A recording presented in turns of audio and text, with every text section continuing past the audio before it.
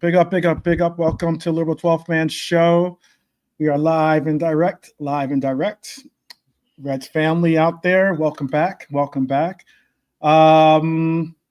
point off of Arsenal on the table. Credit where it's due, but the squad, it definitely, squad list looks like a hazard sign maybe for some.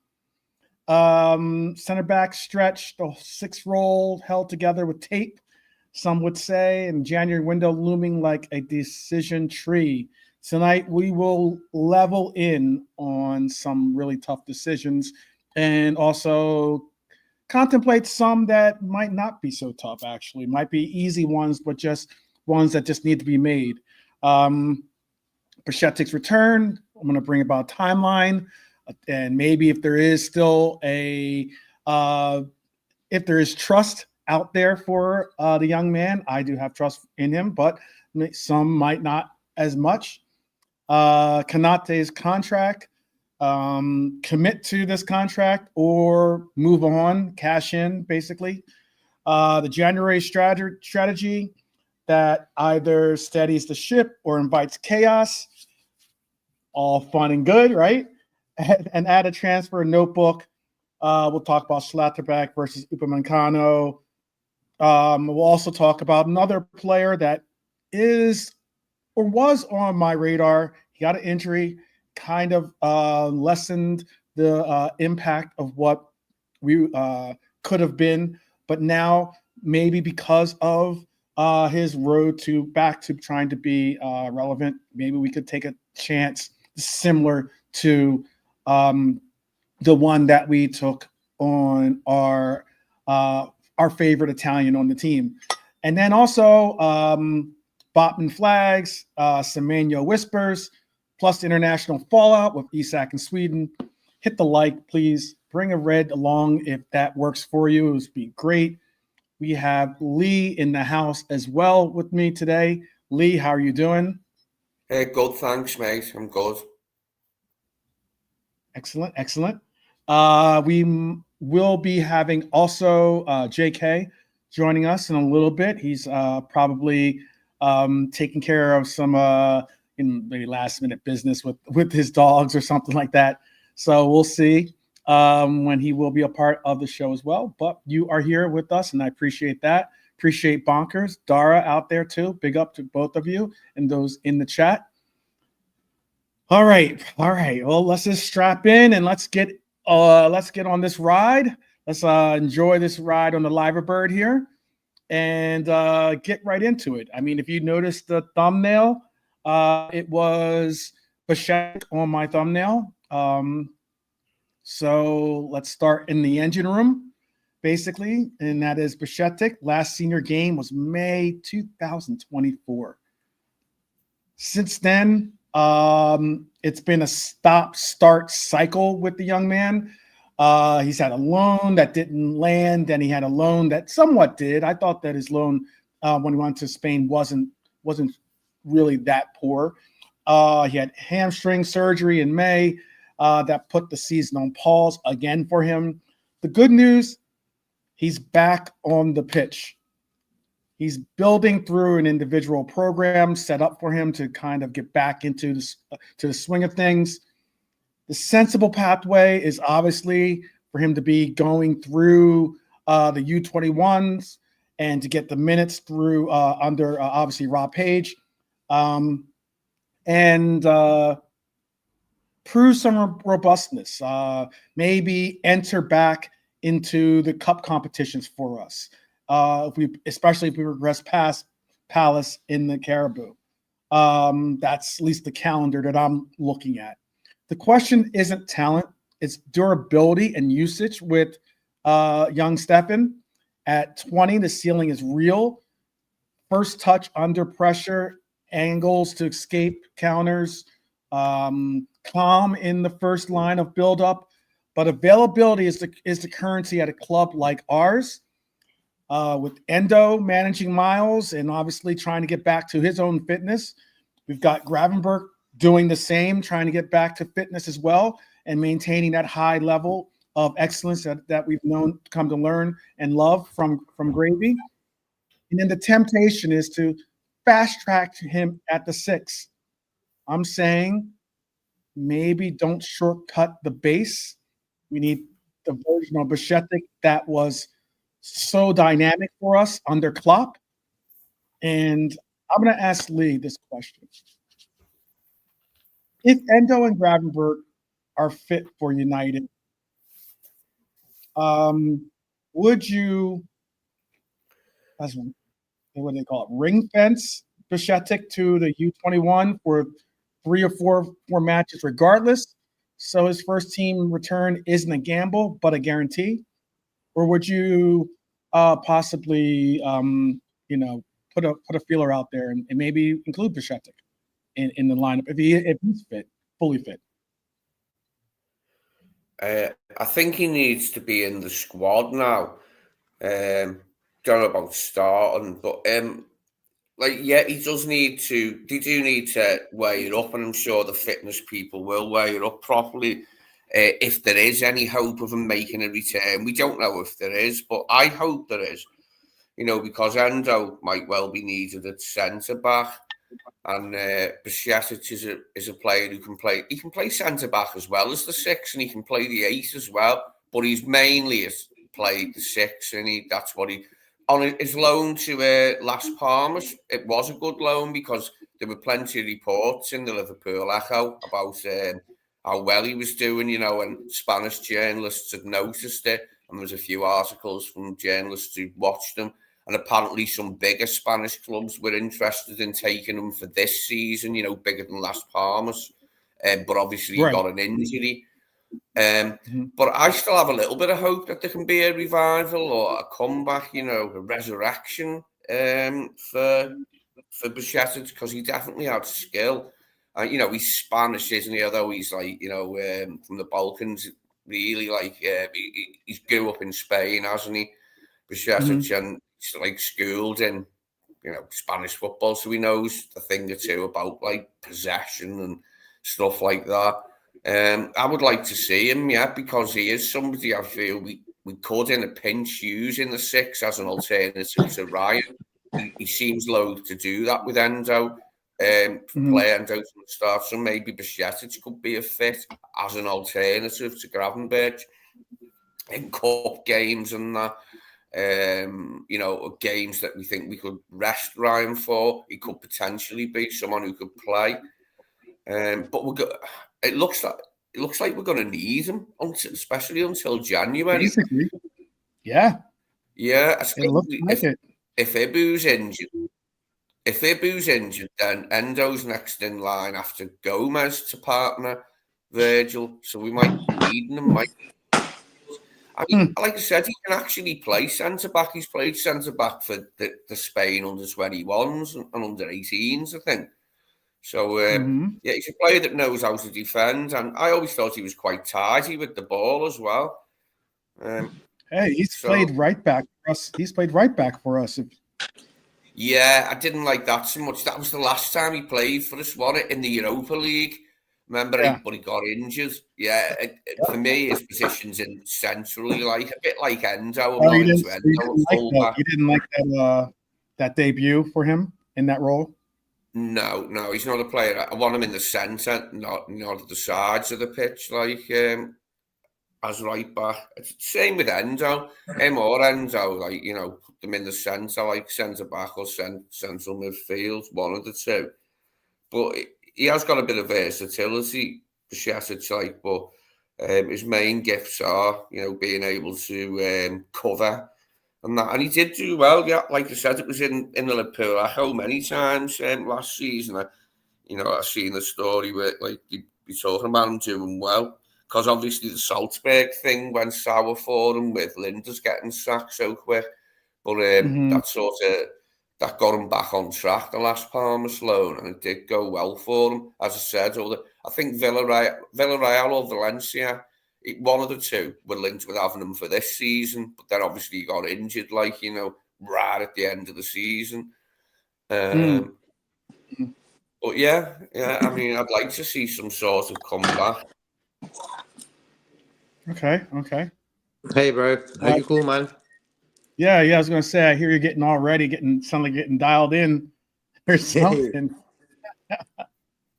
What is good, my brother? I'm good, bro. A long time, man. Long time. Hope you're cool. Yeah. Love that dragon in your avatar, Jay. Say again, bro. I love that dragon in your avatar.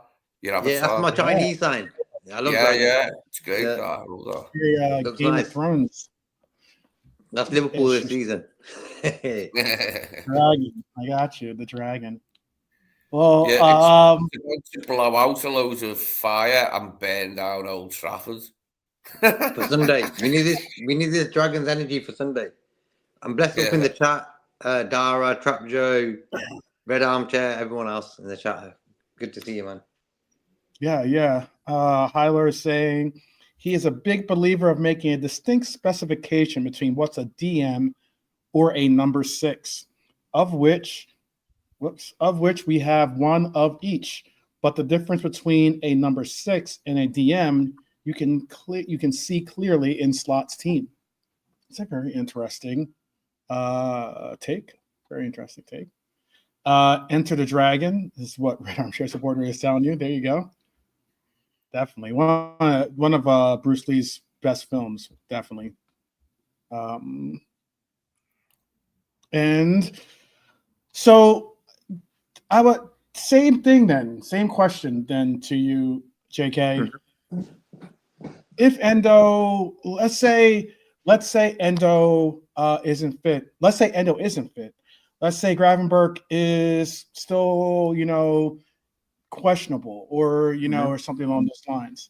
Or maybe they don't want to risk it. He's shown he hasn't really, don't want to risk it in that game at Anfield. Do you bring in a recovering Bajcetic as well? A player that hasn't seen the pitch in I don't know how long. Bro, I can't even. I don't know where he's at, what level he's at. Is he fit? Is he ready to play? Like, God knows. That's one guy I had high hopes for. Hence why I don't have high hopes for no player. If you're coming through, the only way I can judge you or have an inkling of how you're going to be for us is by seeing you on the pitch. And I think Bajcetic, the early start, he did this turn at Anfield once where he just sort of turned his body. He just opened the whole bloody pitch up. It was just one move, bro. And I was like, oh, this guy's bad, And ever since that day, bro, I don't know what the hell's happened to him. He's the one player I've always wanted to come through. Like, I was like, yeah, man. God knows, bro. Like, he hasn't had no inkling of being on the subs bench. He ain't had an inkling of even being involved in a squad yet. That's why I can't say anything more. With the way what Hyler's bringing up and everything else, with the number 6 and how we're utilizing the number 6 and what is a number 6 and is this player a 6 or a DM or not, and yada yada yada. I don't want to necessarily go down that route because I know some people, it triggers some people, at least it triggers some people in the chat maybe, but I'll ask you this for Bajcetic specifically: what's his best role under Slot? Is it a pure anchor 6? Is it a 6/8 hybrid? Which is what I envision, or at least I've been calling, Gravenberch, at least, which is that that 6 that can roam, that can go forward, that can get involved offensively as a makeshift 8. Or is he a late game closer, like we see with our with the likes of Endo, but maybe not necessarily for the defense, but more so for the possession. What exactly is he? How does that choice change the minutes profile you target through this next little run for us, next run of games at least? Like I was saying, yeah. Oh, go on. No, that's you, JK. I apologize. Okay. look, we got Palace in a few weeks' time.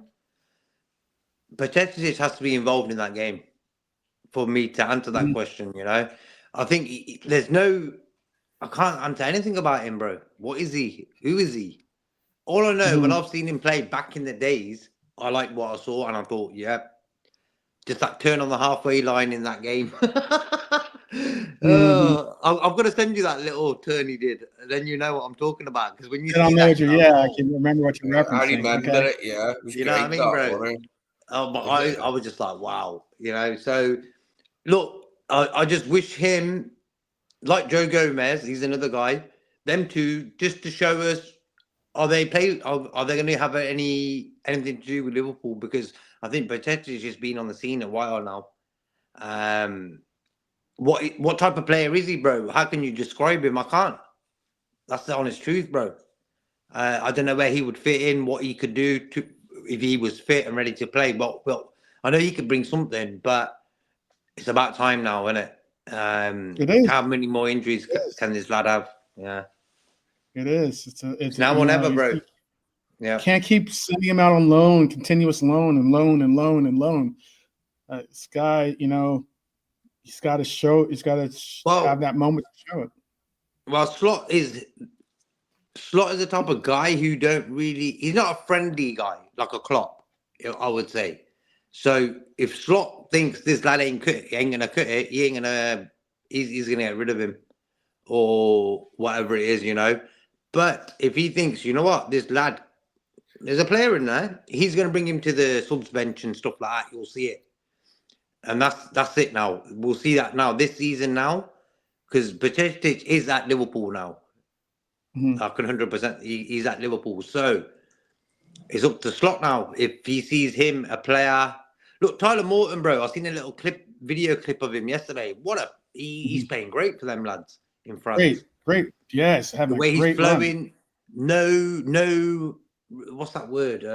There's no hesitation, or I wouldn't say hesitation. Like a big block on his shoulders. You know, like a big weight on his shoulders to play for Liverpool, or he's got to play this while for him to get into the Liverpool team. Now he's gone to France. Thought, you know what? I'm going to show. I'm going to show the world what I'm all about. Yeah. Yeah. I know the word in Indian. Okay. What I want to say, but I don't know what it is in English. That's the mad one. Okay. Weight. I would say weight. You know, that weight on his shoulders. Like, he never really got a chance at Liverpool. That's the thing with Morton. You know, everyone else has had a chance. Kwanzaa, Cora Bradley, you know, Harvey Elliott. They all got their chances. But I agree with that completely. Tyler Morton did not have I don't think Tyler Morton had a proper chance. He didn't. I think Tyler Morton with Klopp did have opportunities, but I don't think that Tyler Morton had a proper chance with Liverpool. Yeah, with Slot at least. I don't think Slot. I don't think Slot in him. Yeah, I don't think Slot really ever had him in his plans. Yeah, basically. I wish him the best anyway. Yeah. What would you say? What is your yeah? I mean, they got an absolute steal. You could think about it. I mean, what was it like? They got him for under like $9 million. Tyler Morton at least. They bought him for $9 million. Yeah. Is 8.7 million pounds is what it says here. Anything in the deal about bringing him back or anything like that? So I didn't really pay attention to that deal. I would definitely hope. Definitely hope. For me, I just hope he just smashes it, bro. Plays football, keeps fit, and carry on. You know what? I always want players when they leave Liverpool to do well. Like, you know, I don't always say, I wish he messes it up there. Like Harvey Elliott at Villa now. I hope he does all right for him. You know what I mean? Same with Tyler Morton. He's how old is Morton, you know? He's 22. Yeah, perfect. 22. Playing football now at last. You know what I mean? I'll see if I can find if there's a buyback clause. I don't know if there is. But What's your, before we move on, what's your number that you're looking at? Red Armchair Supporter said 4. What would be your number, Lee, to this question? How many U21 games before you try to even entertain getting him involved in first team action? Somewhere between 2 and 4, maybe 3. Because he's played in the first team before. He's got that on his side, like he knows what it's about, like playing for the first team. And he was in the Las Palmas team until the end of last season. He only got injured I think, did the season finish and then he got injured? Something like that anyway, but he pretty much had half a season there last season in La Liga. I mean, Las Palmas was struggling, but he had like really great numbers, for interceptions and all that business, like what you'd expect from a 6. In fact, he was in the top percentage, like, of 6s in La Liga from the point he came in that role of doing the 6 stuff. So it's an option we've got to consider. Given the fact that Endo's next in line to play centre back after Gomez, we're going to have to consider having Bajcetic available, I think. I mean, we've also got Trey Ione, but don't see him really playing the 6. McConnell's gone now, hasn't he? And Morton's gone. So I don't like Jones or Macher in the 6, like either of them. I think it's shit. I wouldn't want Szoboszlai there either. So I think Bajcetic should be brought back into the squad. He should at least be on the bench. After in a couple of games' time to give us cover. For clarity, no, there is no buyback clause for Tyler Morton. Instead, Liverpool have a 20% sell-on clause in his contract with Lyon. This means Liverpool will receive 20% of any future transfer fee if Morton is sold to another club, obviously. They should buy him back and pay him themselves with money in it, 20%. Yeah, you look at it. If you were to buy him back, I guess you'd get a 20% discount on whatever you spend. So you buy him for $20 million, right? You get what, $4 million off. So you're buying them for 16. Not that bad. I don't know. Maybe 15 million you'd get him for, not 16, 15, right? It's 20%. Anyhow, yeah, I know. I'm trying to do the math. Yeah, 16 million. It will be 16. 16, right? Yeah. Okay. Yeah. All right. Cool. Before we get into some math problems here, let's move on to it was a question someone there, bro. Yeah. The 246. The key of what I know, the 246. Yeah, I don't even want to. I'm gonna bring down that number too before we get in trouble. The thumbnail I put up said basically, stabilizing the spine of the team, because obviously the spine tends to be your striker, tends to be your center mid or like your cam, and then also your DM, your center half, and your goalkeeper, the spine, the actual like middle of your team. With this team, obviously, Ali is on the mend right now. We got our backup keeper in for him. We had the injury now to Grav, but we're figuring out how we're going to navigate that. We have Maka trying to work his way back to fitness and form. We also have Verts in the 10 role, trying to get his footing properly suited into the Prem. And then we have Isak and also Ekitike, but Isak, who is looked at as being the odds-on favorite to be our starting forward at that role. I'm going to focus on the center half, since that's what we've been focusing pretty much all week on. And again, this segment is on Konaté, because he's at a contract crossroads with us. Obviously, Konaté is 26 years old, out of contract at the end of the season, free in summer of 2026 if nothing changes. And Madrid has certainly been showing their admiration towards the center half. The reporting line is Liverpool are confident about a new deal. Translation, we're talking structure and risk. That's what they're trying to basically, figure out, which is the odds on, which is the heavier on the scale, I should say, is the better way of putting it. So he's reportedly around 140K a week. And the renewal number that is being thrown out there, at least as being the number he's targeting himself at, sits at 200K a week, or in that territory, around that region. It might be a little bit north of that, but in that region, 200K is what he wants to make.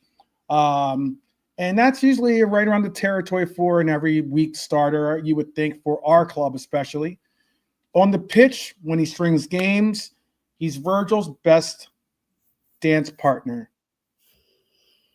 Powers in duels, recovery legs in space, brave on the line.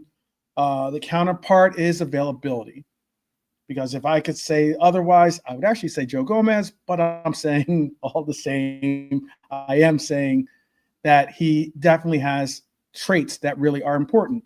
You can't be the cornerstone if the wall is sometimes missing a brick. And that's what Ibu is. He's the brick. He's that cornerstone that we need to be present. I'll ask this of Lee. If you ran this negotiation, would you go guarantee top bands, as some of the kids like to say, style wages, or a performance weighted deal like starts, availability, escalators, basically, that are connected to his deal to protect the club? What would you do? Like, would you just say, hey, I'm just going to give you 200K, and hopefully it works out that way? You don't have that, because some players don't like that as well. Some players don't like to have to play for every incentive of their contract. Having bonuses, absolutely, but they just want the cash. What would you do, Lee? What would you do? I'd make it appearance related. I think it's a good thing to protect the club like that, because his injury record's shocking. Since he's been here, it was only last season where he was able to have virtually a full season. He had 10 weeks out or something still. But instead of just offering him like the salary, with no stipulations if he's got to play a certain amount of games. I'm starting to lean towards him leaving now. I'd like him to stay, but the longer it goes on without him signing a contract, it just doesn't look likely. So I'm starting to lean towards him leaving, actually, and replace him. And hopefully we'll have better luck injury-wise with his replacements. It's all... It has... I wouldn't say the wheels have come off, but we're in a really tricky position now at centre-back. We've got Ibu and Virgil, and we've got Joe, and that's it. And we've got to go till January before we can rectify this. So at the same time as I want them to keep him sweet and that, to try and get performances out of him, they shouldn't really be needing to, in some ways, professional pride, personal pride should spur him on to play well. It's a World Cup year, etc., etc. I just think his head has been a little bit up his arse over this Madrid thing, and we haven't been getting the right performances from him. That can happen. It's not the first time that's happened in football. But he's got to rectify this in what remains of the season. He's got to earn his place. Because if he doesn't, then, we've got to play Joe then. I know Joe hasn't played for a while. Again, it's like Bajcetic. What have you done for me lately? But he is a player who's played with Virgil a lot of times. And we're going to need him until January. So Ibu's got to earn his place in the side. And I will be in favour of a new contract, at least saying, you've got to have a certain, amount of performances. You can't be out injured all the time and still get the same money. And like you said, some players don't like that, and apparently he's one that didn't like that when he heard that. But given his injury record since he's been here, which is not the best, to put it, bluntly, lightly, I think it's fair for them to protect the club like that. Yeah. What about you, JK? Like for me, bro, I love centre backs who concentrate, because when you concentrate, you win matches. When you start passing to the opposition on a constant basis, for me, that shows you're not concentrating. And footballers don't concentrate when they've got a situation going on where this time next season he'll be playing for another team. And that can sort of mess up your concentration levels. And Konaté is a prime example of that. I can't really... It's about time Joe Gomez got a game now. I'm at that point now where me and you have always had a thing about Konaté where he hasn't been our favourite centre-back.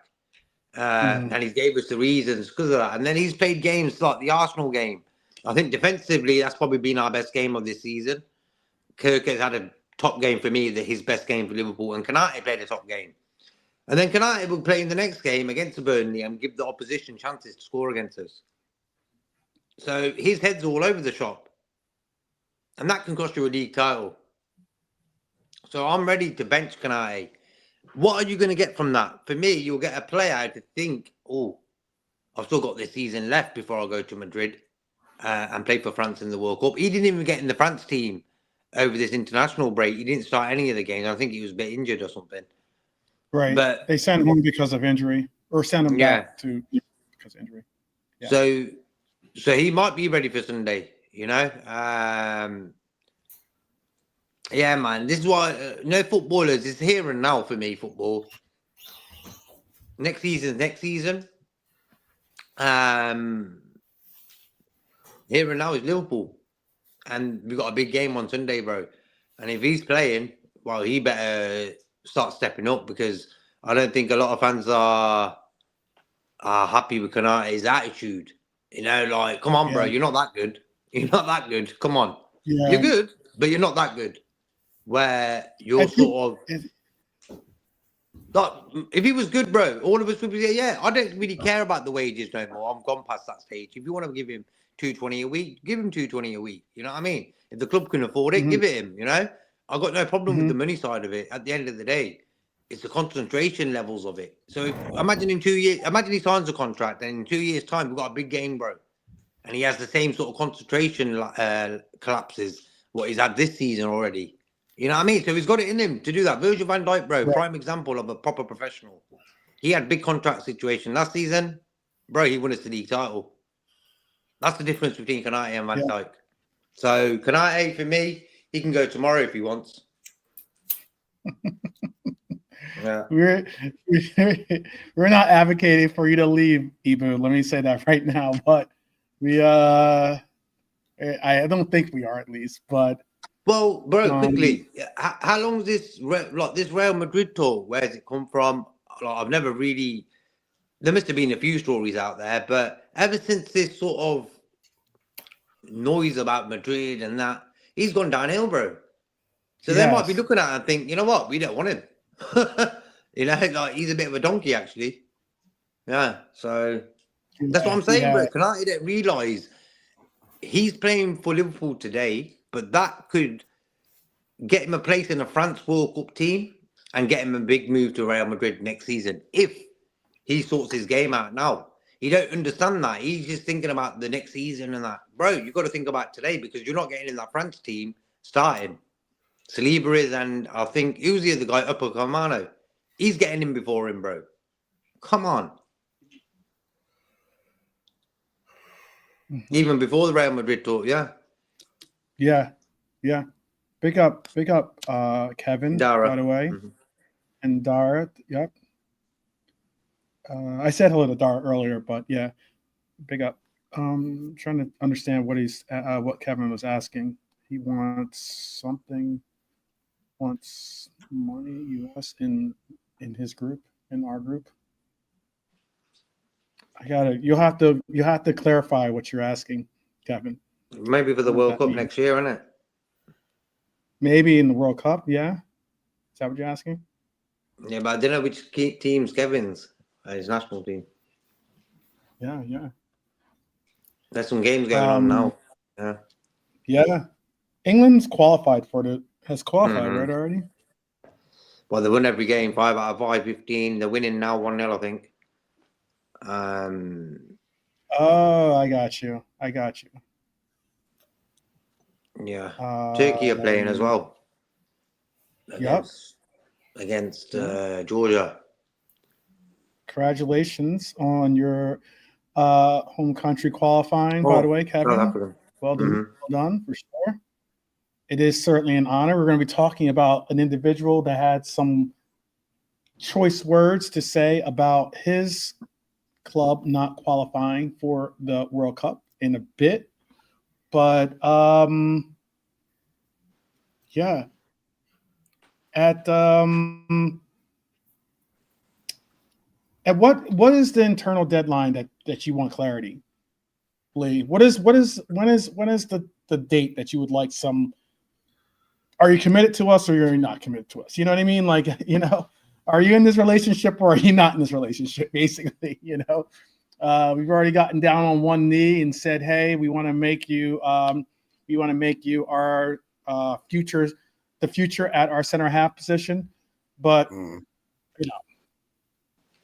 we're not going to beg. At what point do we stop making offers? New offers. What's the internal deadline you would want for clarity? If he hasn't signed by, is it he hasn't signed by March, or is it if he hasn't decided to extend by February? I don't know. When is that internal deadline? Probably January when the window opens. If he hasn't committed by the time the window opens, when we can buy someone. You know what I mean? Because if we buy someone in January and Ibu hasn't signed a new contract and the new fella is ready to go, he's ready to play, then why are we going to keep him in the team? Do you know what I mean? Yeah. Okay. Pick up, Kevin. By the way, I'm pro Bad Bunny. I'm pro Bad Bunny for the Super Bowl. Those people that aren't, it's a sad state that they aren't supportive of Bad Bunny, who is an American. He's Puerto Rican, so Puerto Rico is a part of America. So shout out to all my Boniquas, right, out there and everything. All my Puerto Ricans out there. Big up. But back to what we were just saying. So you have January, so that's coming up. I mean, basically, he has about 2 months to decide. Okay, so then for you, JK, real quick before we bounce on to the next steps. I reckon he's already decided he ain't gonna stay, bro. Because for me, he would have signed it already before even the season started. That's what I think. He don't really want to go into a season with that hanging on his head, and fans are questioning his loyalty or does he want to play for us? Sort of like, he don't need that, bro. So for me, if he was going to sign the contract, he would have signed it by now. And if he did, and then he would have concentrated more on the games we just played. That's how I'm seeing it. He's going. Yeah. He's gone. He's doing a trend. Gone. All right. Definitely, if you are in the comments or if you're going to be posting comment, tell us, would you give Konaté a top tier wage now, or would you wait till March, April, and risk leverage flipping? Maybe just tell us what you think in the comments section. Would definitely appreciate it. Your niece is at ASU. Kevin. Hopefully she's into the books, by the way, because ASU is a party school. To tell you, it is definitely a party school. So tell your niece to be sure to stay focused and committed to her studies. I'll say it like that. There's plenty of things to get distracted. So hopefully, yes, definitely a bookworm. I wish your niece much success at ASU. Big up, big up. Big up to I believe they go by the Forks. All right. So center back questions is what we're talking about. January strategy, I guess, is then what we'll need to really break down. Leone's ACL, which was horrible to see. This sounds bad, but it's the lesser of two evils, obviously. And I was just hoping maybe he had a concussion or something, because he hit his head pretty hard on the pitch when he fell. Who knows? I don't know if that was. Who knows? If that was also something he had to deal with, but all the same. Right now, it's Virgil, Ibu, Gomez, and even a question mark over Ibu for availability. Those are our senior specialists. Obviously, we've got makeshift ones in the way that we've used Gravenberg, or maybe if we use the way we've used even Endo, or I was going to say even Robbo, has played somewhat, and Trey Neone has played somewhat as a center half for us. But I'm really hoping that we don't get that desperate and have to go to that level or extent. But publicly, Liverpool project calm for January, unless obviously another setback hits. The long game is being, what I've seen reported, is still Guehi is still our primary target.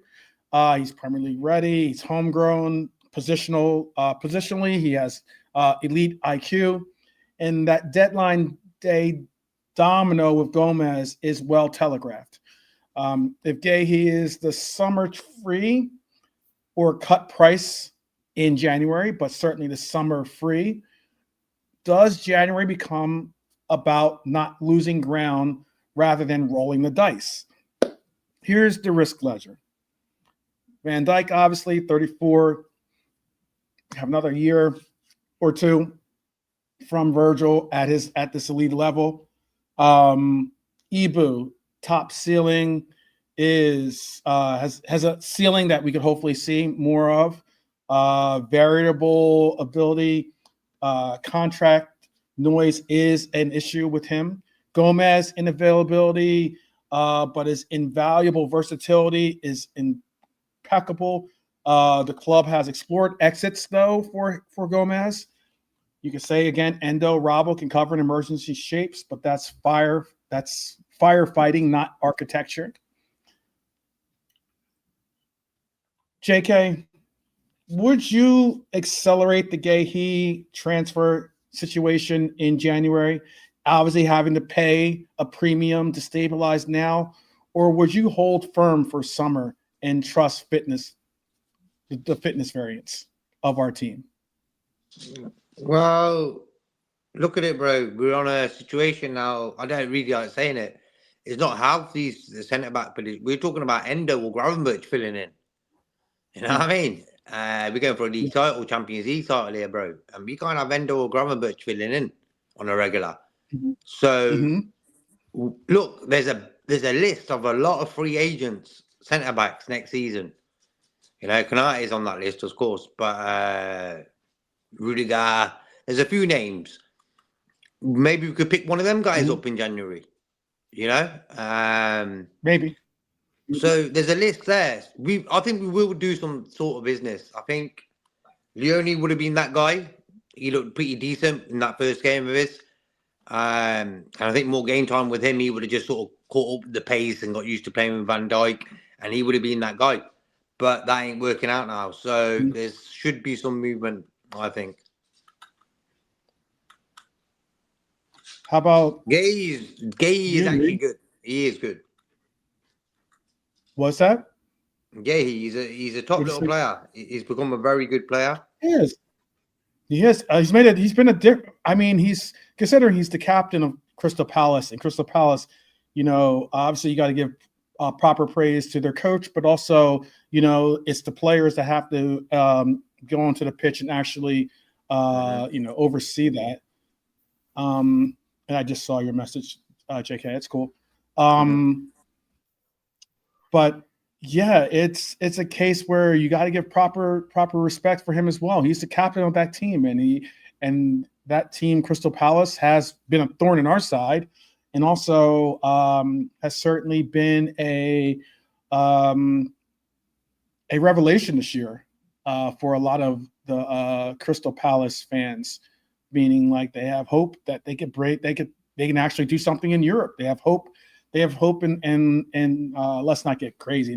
It's not like they hope they're going to win the contend for the title, but they have hope that maybe they can win Europe and maybe pick up a domestic trophy again. Who knows? But it is something of like I've been saying like paying now costs more, but it buys certainty for us. Sends a message to the room that standards it's about standards, not survival, because we have to hold these high standards of the opportunity to go back to back in this title race is going to come down to us having stability at our defensive back line. And it's important. It's very, very important. If Konaté's renewal stalls, Lee, is left side passing, meaning like a Schlotterbeck profile, the priority over pure athletic tools like a Upamecano, given, as I put it, given and I say this, given TAA's absence has kind of stripped some of our progression from the back line. You know what I mean? Like the diagonals, the ability to turn over from defense to offense so quickly and put the other team on the back foot. Since that hasn't been there, is it more about getting maybe a left-sided passing option in a Schlotterbeck would be a better option? Or would it be better maybe? And I know there are those out there that have been Upamecano, blast from the past name. I get that. Some aren't really high on his ability. But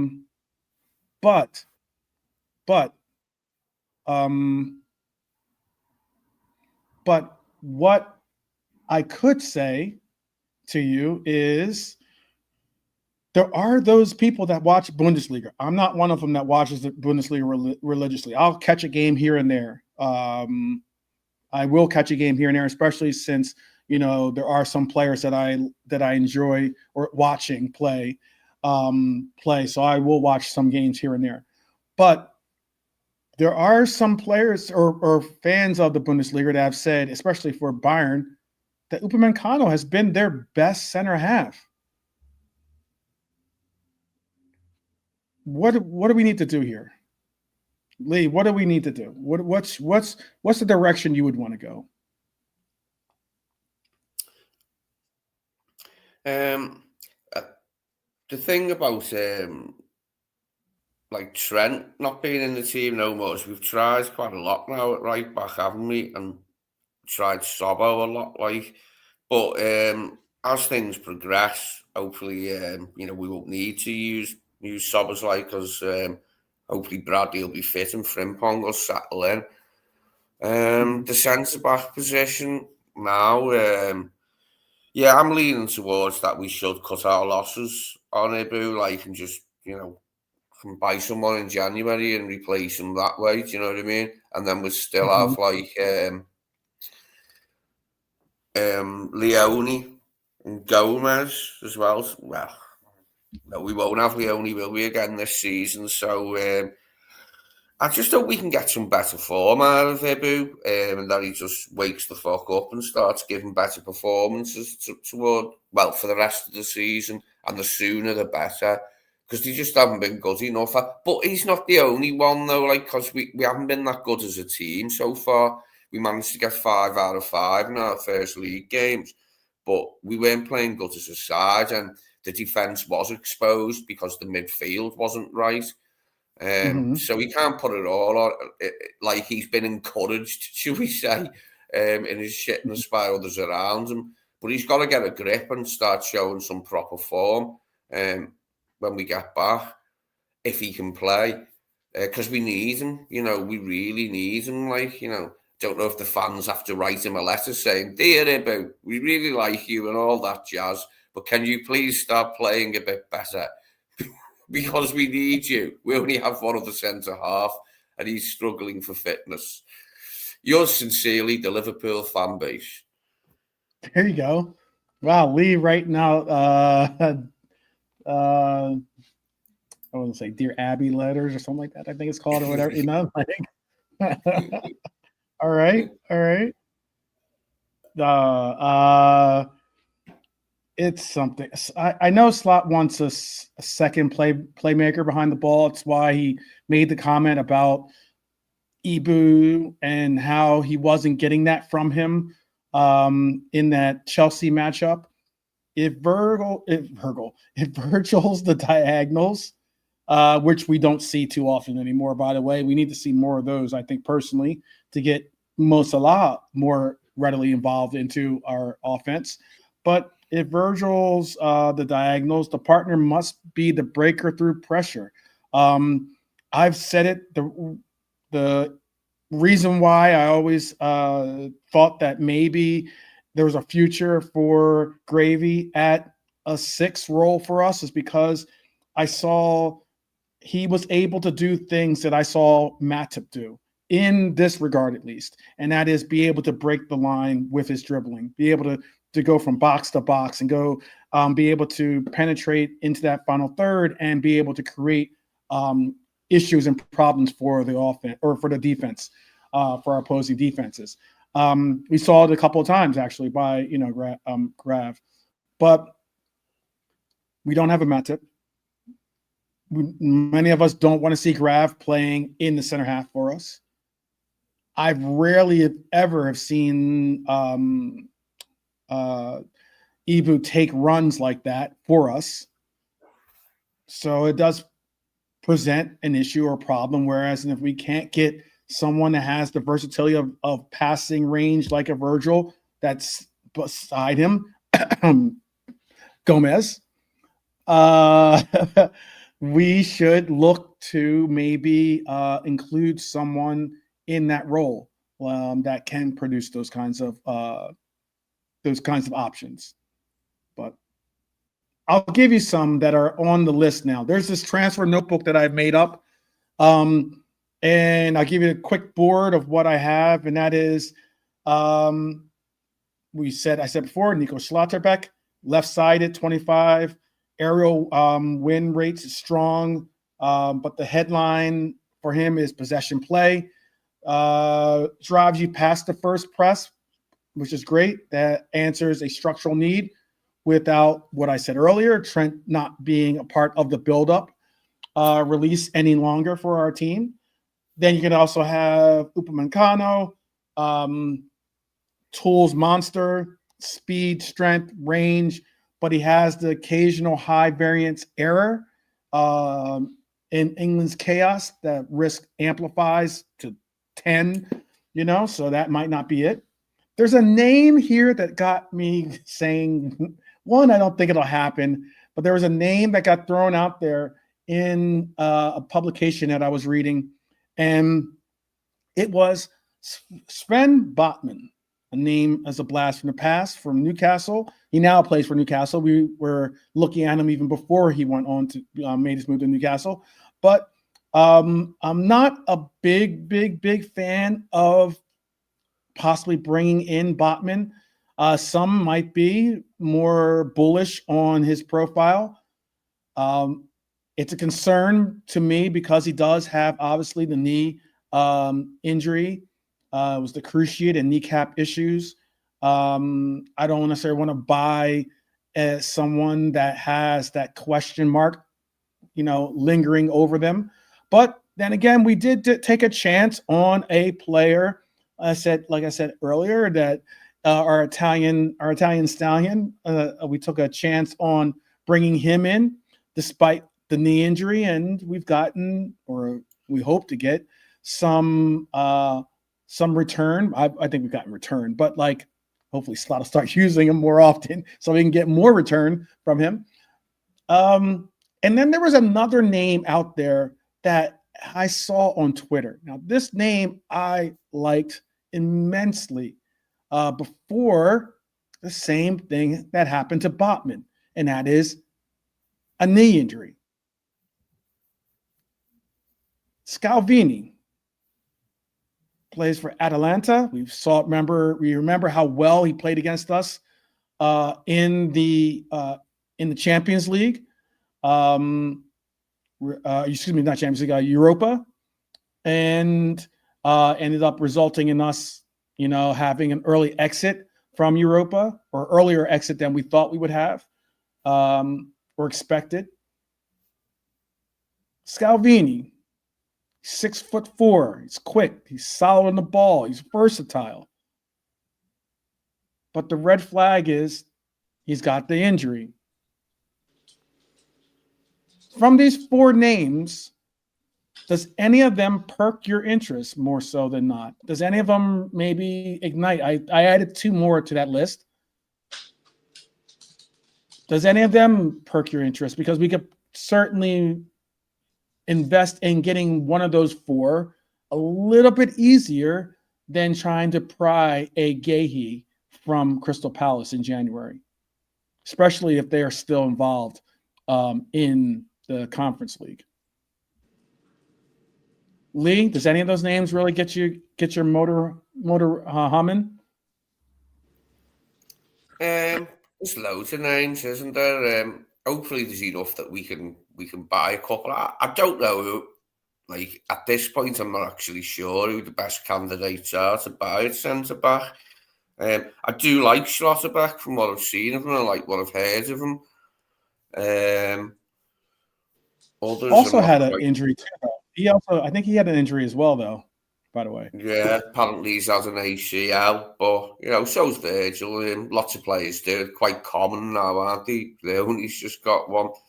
That was the big thing for us, wasn't it? Him getting injured, because he probably would have been brought into the team more and more, because his debut, it went well, didn't it? His debut up until the point that he got injured. But there's definitely players out there. There always is if you look hard enough.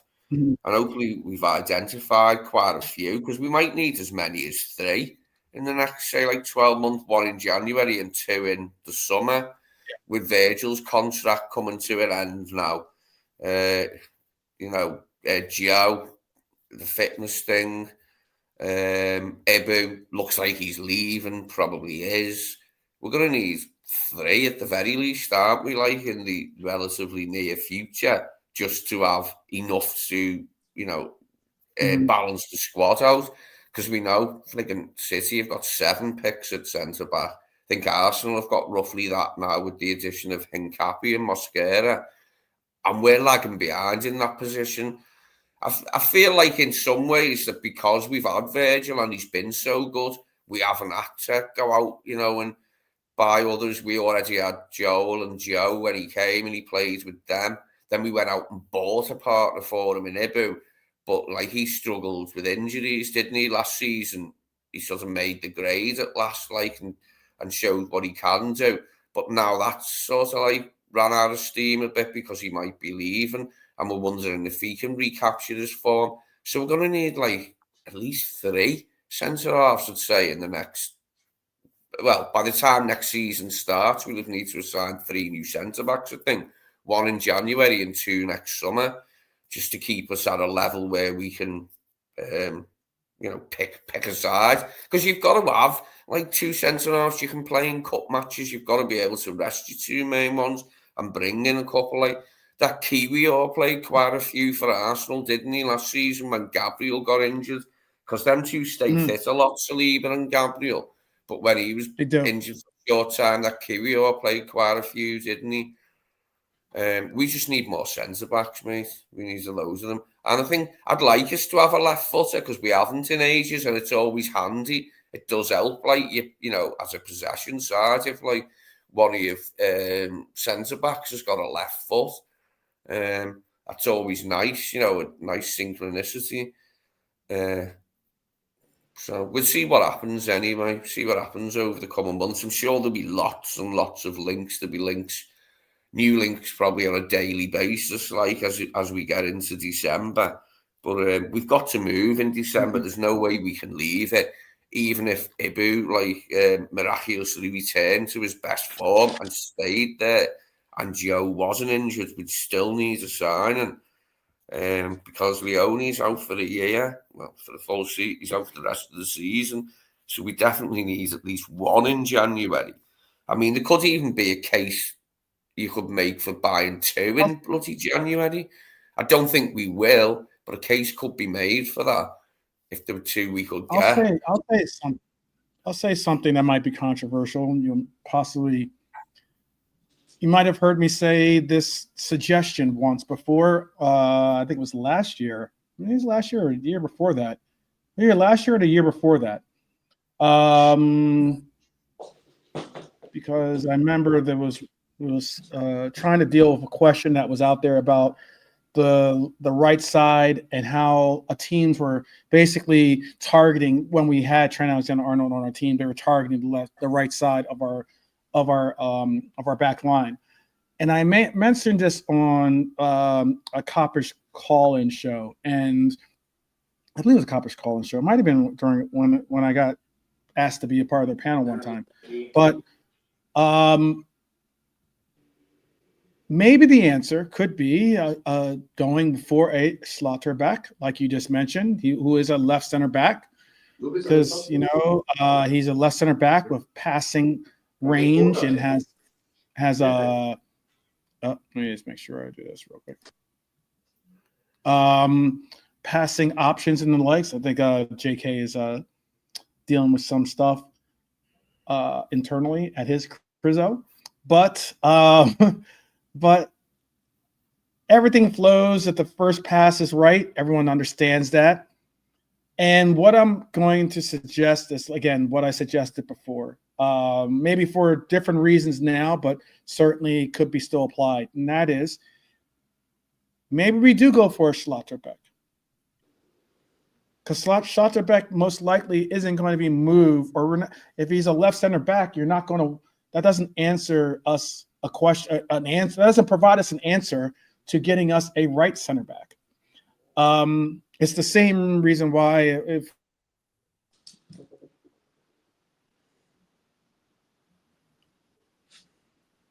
could get I've been pressing for to hear my universe to hear my my plea for us to go get Bastoni and bring him as our left center half. But if we were to get a Schlotterbeck and bring him at left center half, that obviously means that either he's got to make the move or Virgil van Dijk's got to make the move. And Virgil van Dijk, before we were like, oh, he's plays left center back for us, and we understand that. We all have eyes. But before he made the move to Liverpool, he was a right center half.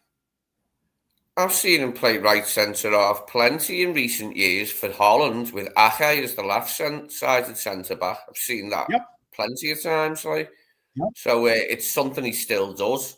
Up until fairly recently, he was doing that a lot. Who played with him the other night? Van der Ven, because I would assume Van der Ven would have been on the bloody left then. She's another one, left footer. So Virgil, Virgil still does that for Holland. He can easily do that for us, I'm sure. And I think that could really bring about some difference in what you'd see with our club. I initially made that suggestion because I know that people were targeting we're avoiding, most times they avoid the left side simply because Virgil's on that side, Has nothing to do with aura. It's just that they just avoid him for the fact that he's a pronounced player out on that left side. If we were to move him to the right side, my suggestion at the time was because put him next to Trent Alexander-Arnold. If you have issues and problems or with the coverage that Konaté provides for him on the right side, put Virgil van Dijk on that side then. That's what I was suggesting. I don't think it's a bad idea, or at least if we were to do that, if we were to bring in a Schlotterbeck to do this. It's at least a unique idea. Will it happen? Most likely no. But it is something that we would have to think about, because I don't know how you tell a Schlotterbeck, who is a left center half, who would you rather have? A more pronounced player that has played right center half to move to right center half, or a player that doesn't play right center half to now have to play right center half because you want to keep Virgil van Dijk in the left center half position? That part, I think, doesn't really make much sense to me.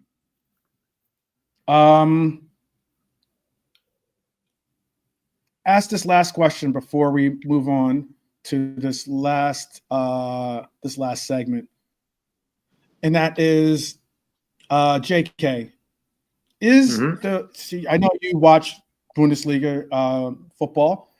Is the Upamecano as project worth the coaching bet under Slot, or is the Premier League's volatility too unforgiving for that learning curve? No, I don't want him, bro, as well. You know, I think he's not my cup of tea. So as soon as I've heard that name pop up recently, I was like, no. Yeah. It's what I'm saying. News is coming out. Yeah. You're like, no. No, I was like, straight up no. And I think he's on a free as well. He will be. He will be. Yep. Yeah. He will be. He's not great, bro. I don't know, man. If I had to pick out the two, I'll go Schlotterbeck. He's all right. He's all right. Yeah. Yeah, remember the old days? You had centre backs, like you could pick names, proper centre halves. Virgil van Dijk's the only one left now. Out of all the centre halves that are playing, he's the only one you can say, yeah, he's a centre half. You know what I mean? Yeah, not proper. Yeah, proper. Yeah.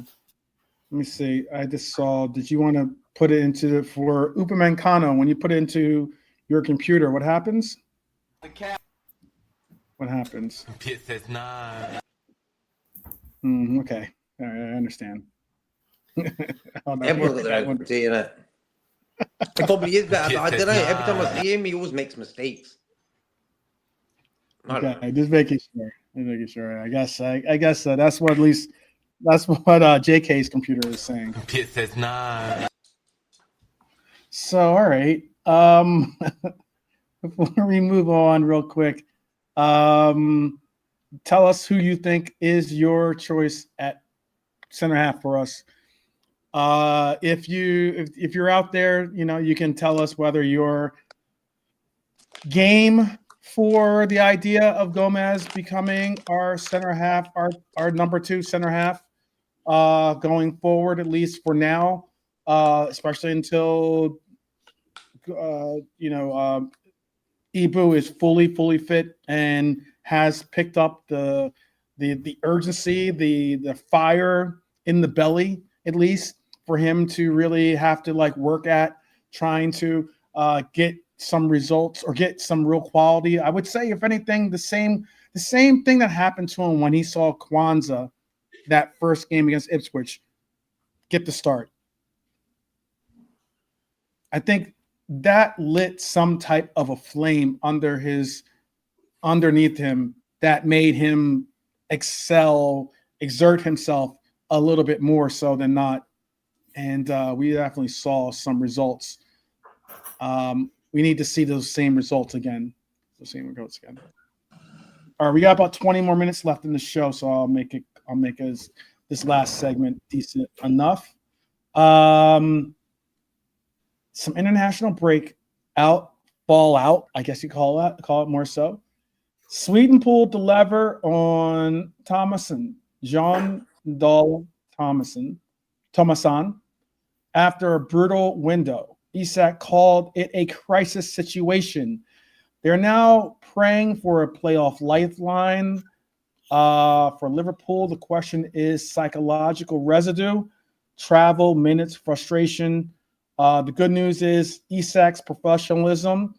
The caution is emotional fatigue. Slot's job is to pour that anger into structure, especially hopefully for the first 15 minutes. First United will need composure, and we'll need composure with a shade of adrenaline to kind of get us into the right gear for Manchester United. Do national team implosions carry over the club form in your experience, Lee? Or do elite players compartmentalize the experience by the next team session? Or are they like, he's pissed? He was pissed. His comments were not nice. What Isak had to say, he said he used an expletive to emphasize how angry he was about the national team not looking like they're going to move on to be a part of the World Cup.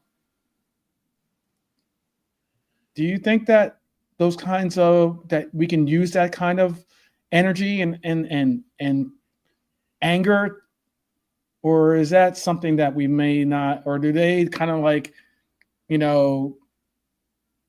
put in their own little safe place, and then when they get back to the club, it's a different setting?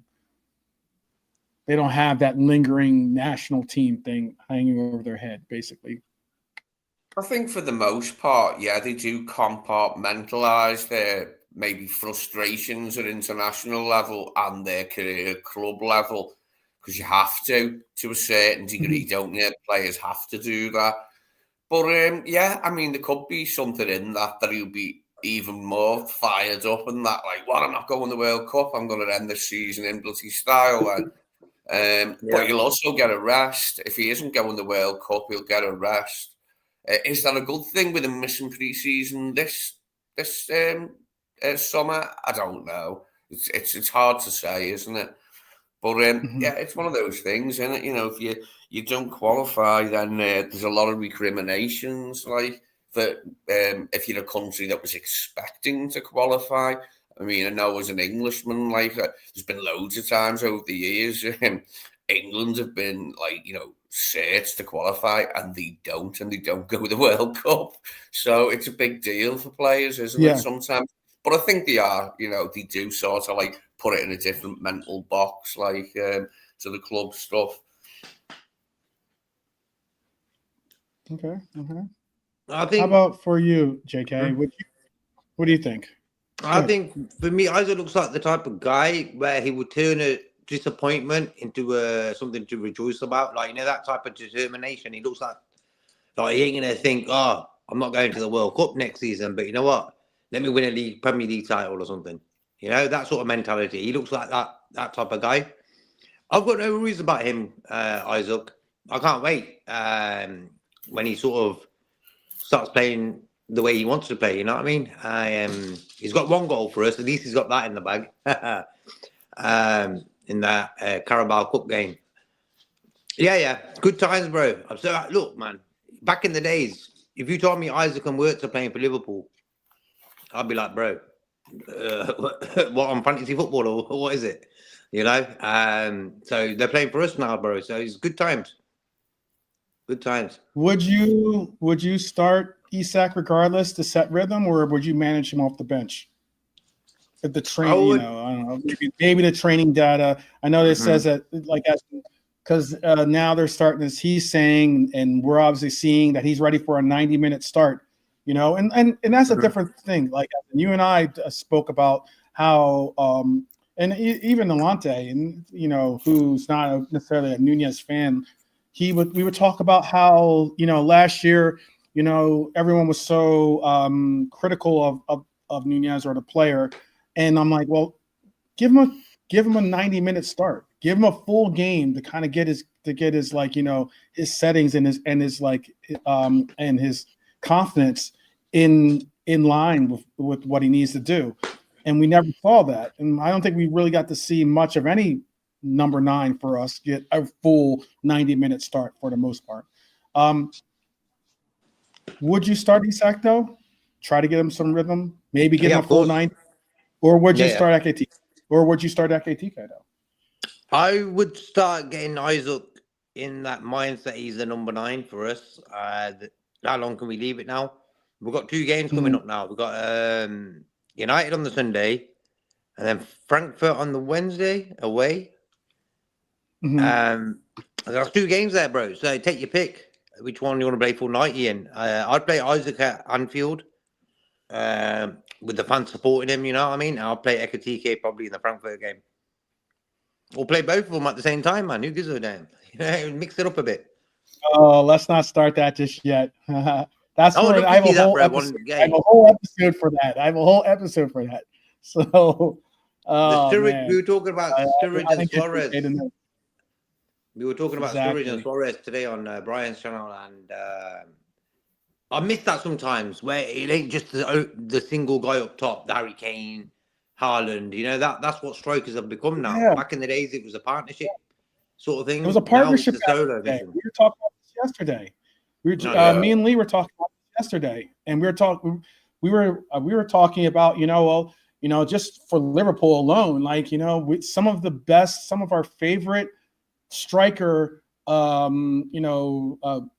ideas behind or memories of the striker have been connected to that duo, that Batman Robin, if you want to call it that, a scenario of strikers up front, Suarez and Sturridge, as you said earlier. I'm trying to think of what were some of the other ones that we said? I mean, like you could loosely say Gerard and El Nino. I'm trying to think of some of the other Collymore, and who was it? Who was it that you said, Lee? Was it Collymore that you said up front? Fowler Collymore was a good partnership. I was saying about Torres and Gerrard when we played that system. Okay, it wasn't a 4-4-2, but that was the best part for Torres. But obviously before that, we had so many like Russian Dalglish, Keegan and Toshak. We've had so many over the years, but now it is just the one forward, isn't it? Like for most teams play that way.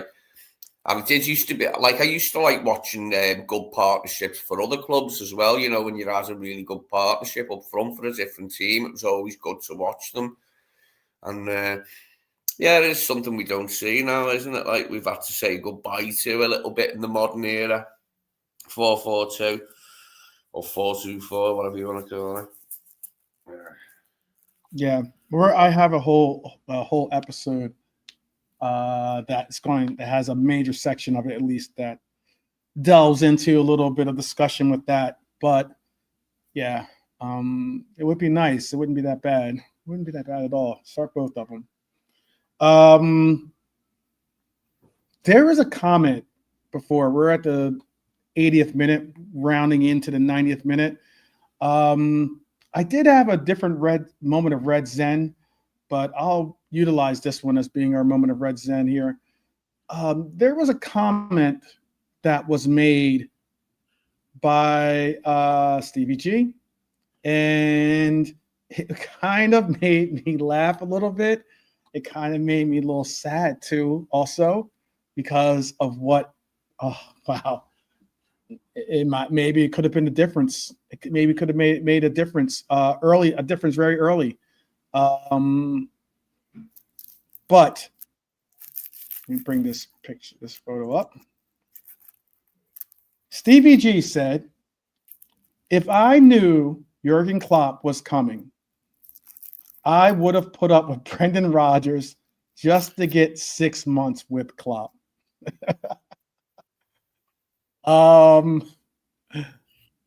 it was pretty that was pretty funny to hear.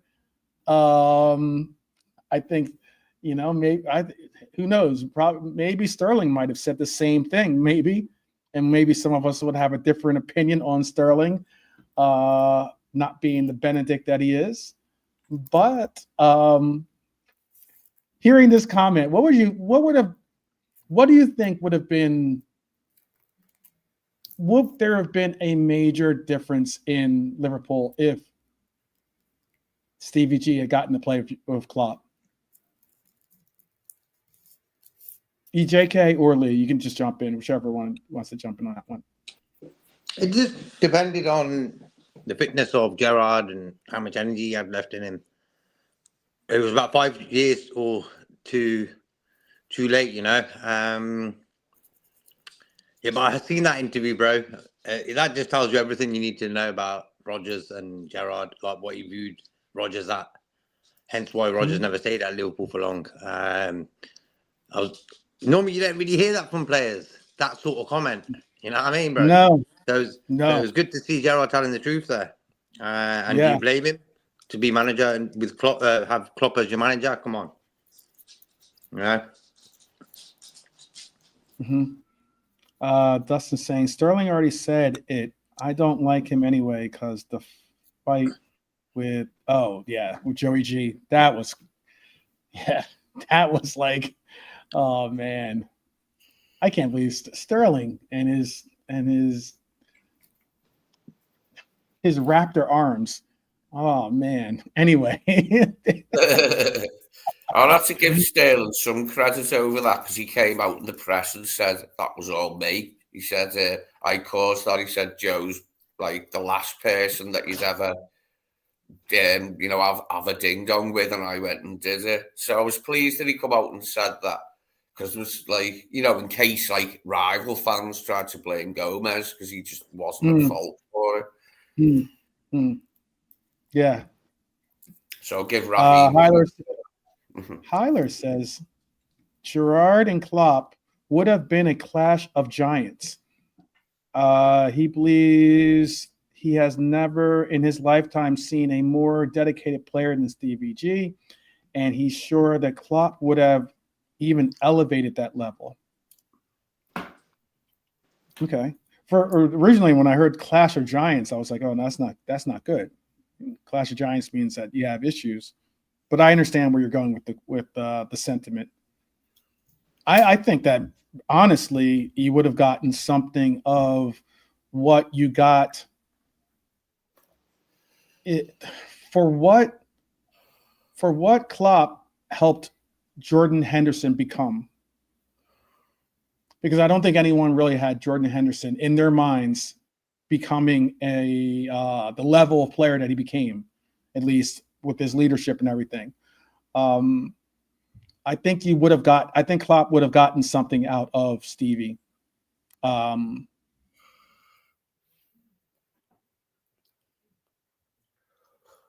think he still would have gotten above. He would have found some Stevie to be included and also be something of a difference maker for the team as well.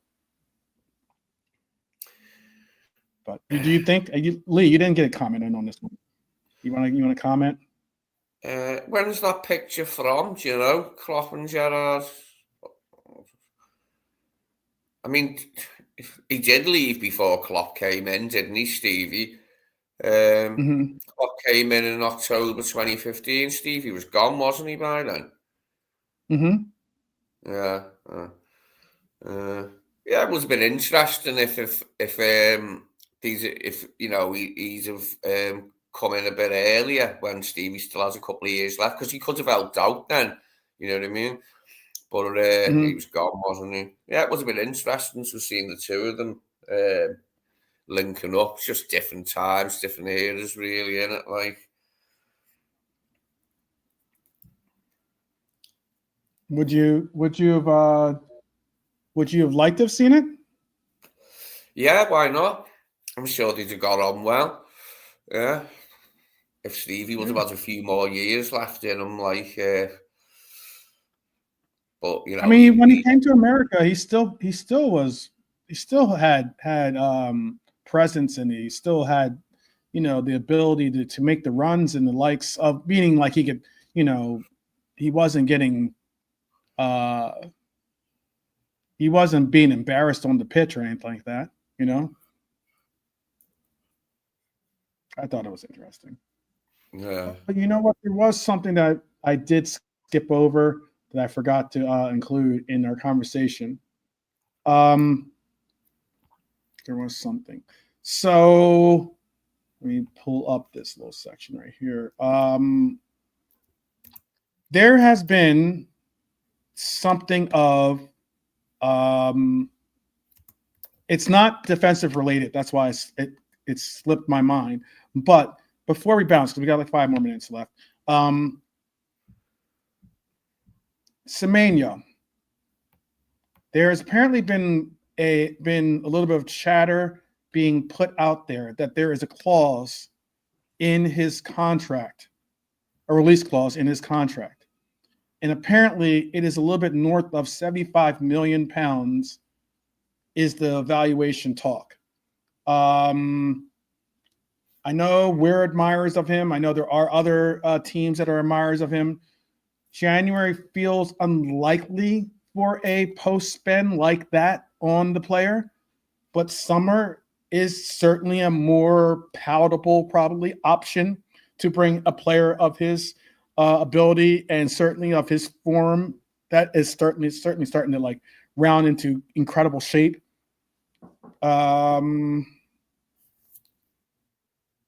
What would you do, however, if January rolls around and there's that option, or at least there's the possibility of making that move? Would you drop 75 M's and say, okay, I know we need a set that 40 or whatever we want to put, 40, 50, 60 million, whatever we wanted to put towards a viable candidate for our defensive measures or defensive needs? Would you say, no, this is an opportunity right now to strike before the summer gets here, and then maybe that number goes even higher, or in the sense of it gets into a bidding war for the player? Would you would you go for that for the player? No, it's got to be a defender. We don't need another attacker until the summer at the earliest. For me, we've still got the ones we've got are still good enough in the wide positions, I think, for the rest of the season. They haven't had a great start. Moan, Cozy, people have been moaning that they both look stiff and not that. But no, we don't need to sort of abandon the defender hunt to identify a forward at this point. I think it's all got to be on the defender for January. And then in the summer, we'll have a look at it again, see what sort of numbers and what sort of form Mo's come up with in the long term over the whole season. Analyse Cozy's numbers and his play in that, and see where we are then. Because we do have options, or we've got Chiesa, haven't we, and Rio as options on either flank for those two guys. And we don't need that this soon. We don't need to really be looking at. I mean, we can do the groundwork and that, but we don't have to make it happen that quickly. I don't think the Semenyo, if it were to be Semenyo, say, or even Elise, we don't need it to happen that immediately. That we try and get it done in January. Wait until next summer, I think, and have a look at what the numbers are on the players who've been playing them positions, and if we think different players could do better.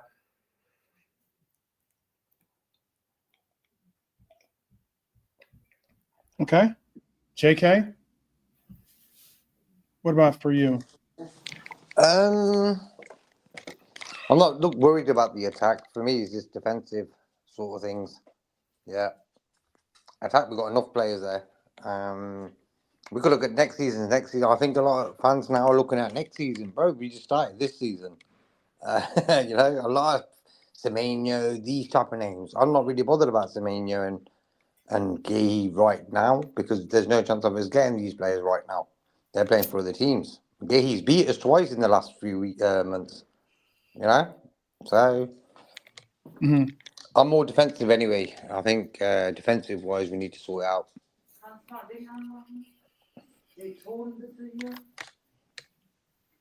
Okay. Tomorrow, bro. The wrong button.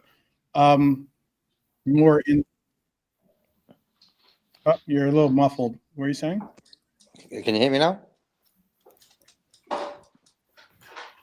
Or maybe JK's talking to someone else in the background. All right.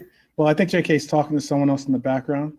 But all right. I did have something else for like I said, I did have something else for since I did miss out on bringing the Semenyo info up. I'll bring up another. I'll bring up something else for our moment of Zen. King Kenny Stein Suarez. Yes, he did. Yes, he did. All right, JK had to jump out. I will bring up something else. Let me see. Bring this one. Oh, since I already teased it. I'm going to bring up this. This is my moment of Red Zen to end on. I was going to end on Stevie G as our moment, but I'll end on this one. This is what Cody had to say. He said, to be playing now in 4 competitions, our aim is to win 4. But that isn't every season the aim. I think we have a good squad to compete on every front. This is something that was posted on the LFC Twitter X account. There were some really, really choice comments made by Cody Gakpo or Cody Gakpo. And I like the fact that he said this particular comment, because I know some people have sometimes put competitions that we're in as less prioritized than others, minimalizing,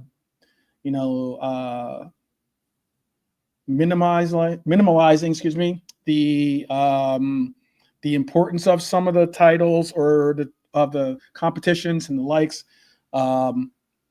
Every competition, whether it's the League Cup, FA Cup, Champions League, and it's certainly the league, all 4 competitions are important to us. I understand some people might want to put more emphasis on one or the other. However, just in my opinion, put